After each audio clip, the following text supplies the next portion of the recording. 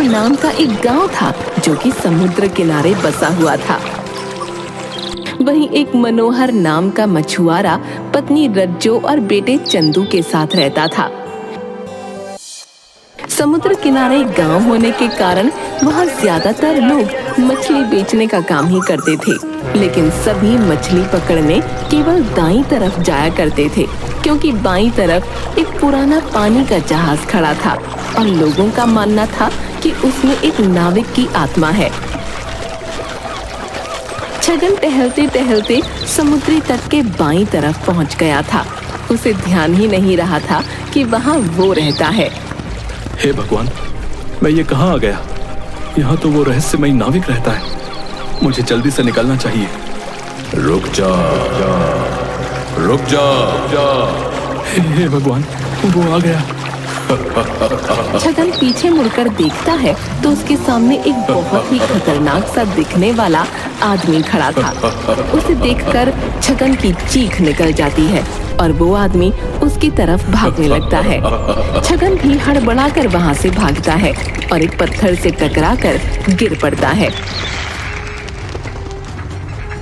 वो खतरनाक आदमी अब छगन के पास आ चुका था और तभी छगन बेहोश हो जाता है।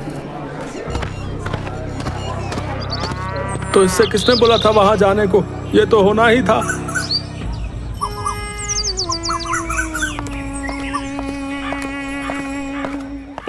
क्या हुआ भैया? ये देखो ना मनोहर, सब लोग मना करते हैं कि उधर मत जाया करो, मत जाया करो, हैं? लेकिन फिर भी ये वहां पहुंच गया, बताओ। तो इसका ये हाल उस नाविक ने किया है? नहीं, लेकिन नाविक इसके पीछे पड़ गया था तो ये भागा और लड़खड़ा कर एक पत्थर पर गिर पड़ा।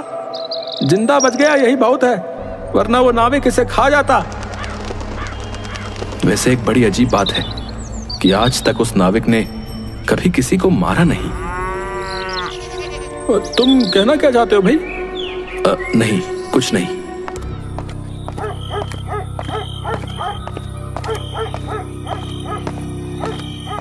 अरे आप आ गए? आओ आओ, मैं आपका ही इंतजार कर रही थी। मेरा इंतजार करने का कोई फायदा नहीं है, क्योंकि मैं आज भी कुछ खाने को नहीं लाया हूँ। हे भगवान, ऐसे कैसे चल पाएगा? आज भी आपको कोई मछली नहीं मिली क्या? एक बहुत छोटी सी मछली मिली थी, लेकिन फिर वो भी मर गई तो किसी ने खरीदी ही नहीं।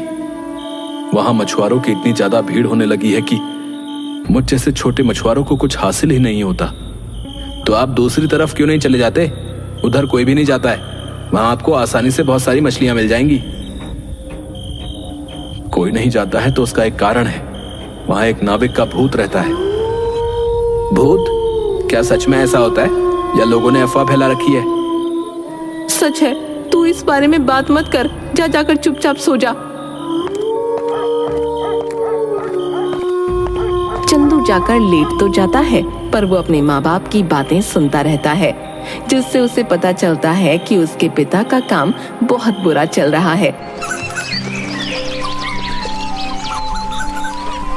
वो अगले दिन अपने दोस्त राजू से मिलता है, जो कि गांव के प्रधान हरि प्रसाद का बेटा था।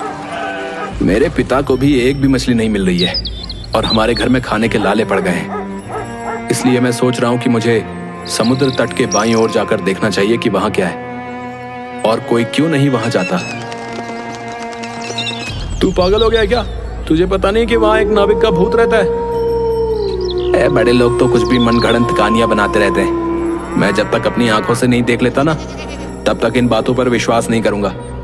इसलिए मैं वहां जा रहा हूं और तू मेरे साथ चल रहा है। खुद को तो मारना चाहता है और मुझे भी मारना चाहता है। तुझे मेरी दोस्ती की कसम, तुझे मेरे साथ चलना पड़ेगा। दोस्ती की कसम के आगे राजू घुटने टेक देता है और चंदू के साथ वहां चला जाता है।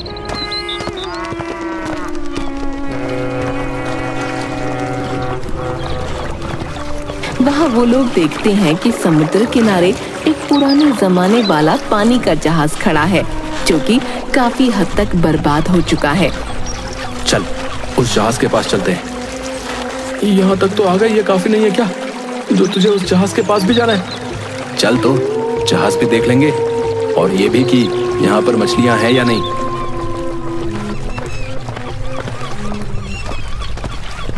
वो लोग उस जहाज के पास पहुंचते हैं और पानी में देखते हैं तो वहाँ काफी मछलियाँ होती हैं।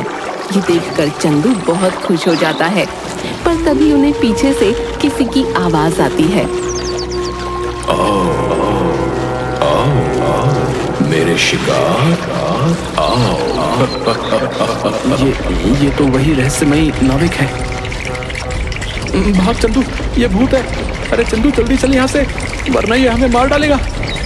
अरे रुक तो, नहीं ये हमें मार डालेगा।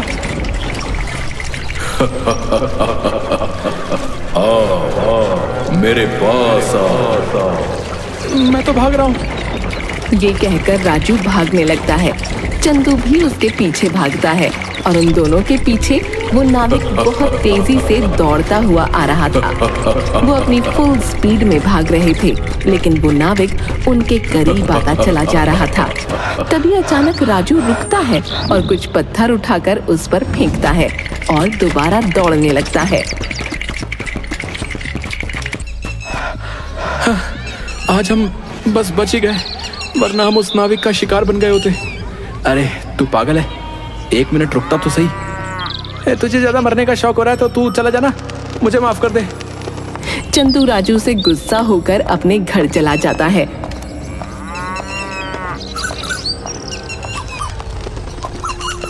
इधर राजू अपने पिता के पास जाता है और उनसे मछुआरों की दिक्कत की बात करता है, क्योंकि वो भले ही डरपोक था, लेकिन था तो चंदू का दोस्त। उसे अपने दोस्त की फिक्र तो थी।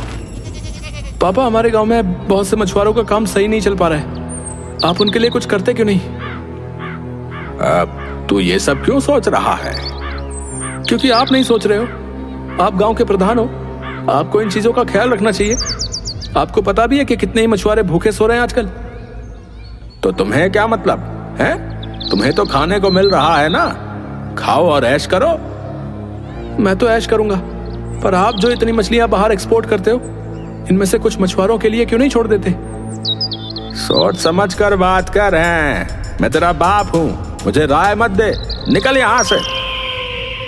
राजू को अपने पिता की बातें सुनकर बहुत दुख होता है और साथ ही चंदू की बातें उसके कानों में गूंजने लगती हैं। इसका मतलब चंदू की बात बिल्कुल सही थी। मेरे पापा प्रधान हैं, पर उन्हें मछुआरों की दिक्कत से कोई मतलब नहीं है, और उन बेचारे मछुआरों के घर में खाने को नहीं है। इस दिक्कत का एक ही इलाज है कि समुद्र तट के बाईं तरफ भी मछली पकड़ने का काम शुरू होना चाहिए। राजू को पूरी दिक्कत और उसका समाधान समझ तो आ गया था, लेकिन उसका डर उसे रोक रहा था। वहीं दूसरी तरफ चंदू के घर उसकी डांट पड़ रही थी, क्योंकि किसी ने उसे बाईं तरफ जाते देख लिया था। सच सच बता, क्यों गया था उधर? मैं उधर नहीं गया था। झूठ मत बोल, छगन ने तुझे जाते देखा था, तेरे साथ एक और लड़का भी था। सच सच बता, उधर क्यों गया था? तुझे यहाँ खेलने के लिए जगह कम पड़ रही है क्या, जो उधर चला गया? मैं वहां खेलने नहीं गया था। हाँ, अब आया ना लाइन पर। मतलब तू गया तो था उधर, अब ये भी बता दे कि क्यों गया था। दाईं तरफ मछली पकड़ने में पिताजी को बहुत दिक्कतें हो रही हैं, इसलिए मैं बाईं तरफ देखने गया था कि क्या वहां मछली पकड़ी जा सकती है या नहीं, ताकि हमारे घर के हालात सुधर सकें। ये सुनते ही रज्जो और मनोहर का गुस्सा प्यार में बदल गया। दोनों रोने लगे और चंदू को समझाने लगे कि उसे वहां दोबारा कभी नहीं जाना चाहिए। लेकिन नहीं, कोई लेकिन वेकिन नहीं। वादा कर कि आज के बाद तू उधर नहीं जाएगा। वादा कर। मैं वादा करता हूँ कि मैं आज के बाद कभी उधर नहीं जाऊंगा। चंदू मजबूरन वादा कर लेता है।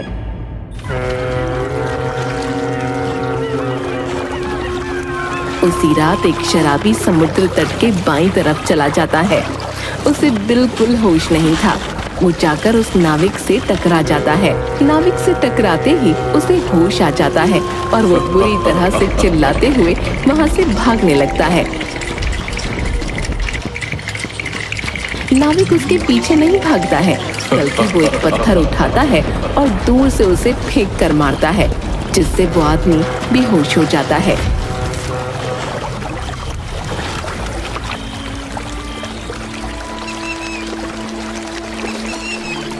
अगली सुबह वो नंगा चौराहे पर पड़ा मिलता है।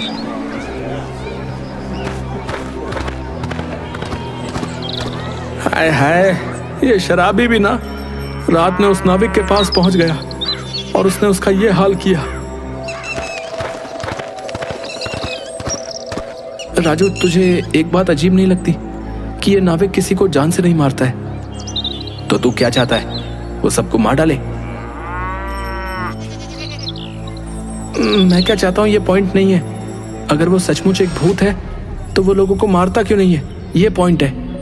हाँ, ये बात तो तू सही कह रहा है। उस दिन मैंने जब उसे पत्थर फेंक के मारे थे तो वो भी उसके ऐसे ही पड़े थे जैसे किसी इंसान के पड़ते। उससे वो रुक भी गया था।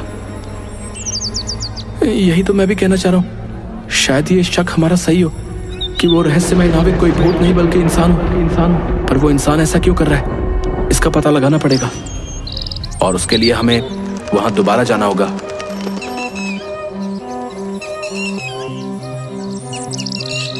इस बार वो लोग एक प्लान बनाते हैं जिसके हिसाब से वो लोग वहां जाएंगे, लेकिन राजू छिप कर रहेगा और नाविक के सामने आते ही उस पर जाल डाल देगा।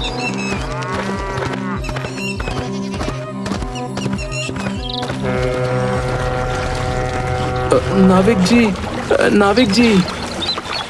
ओह, तुम वापस आ गए। चलो, अच्छा है। वैसे भी भूख लग रही थी।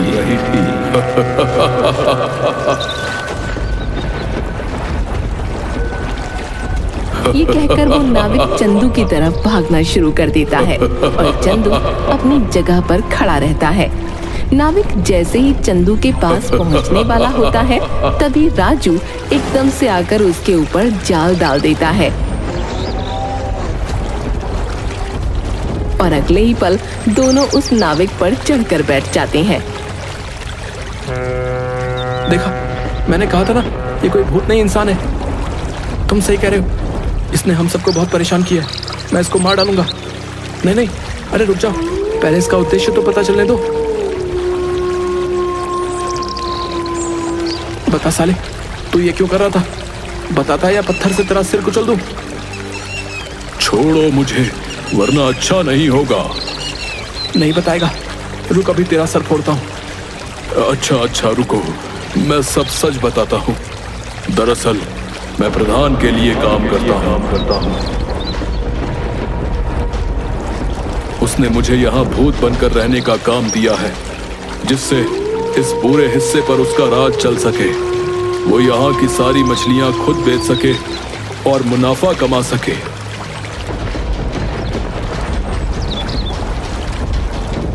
क्या मेरे पापा ने तुमसे ये सब करने को कहा था?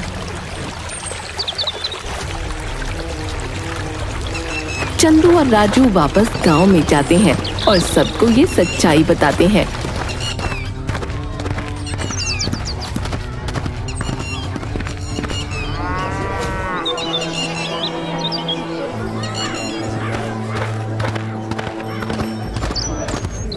मछुआरों को जब सच्चाई पता चलती है तो सब प्रधान के घर के आगे धरना देने लगते हैं।